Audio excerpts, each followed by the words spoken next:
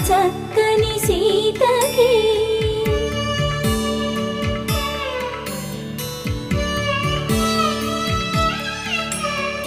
ఎర్ర జాబిలి చేయి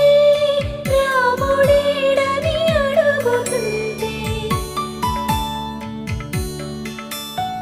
చూడలేదని పెదవి చెప్పే చెప్పలేమని కనులు చెప్పే నల్ల పూసై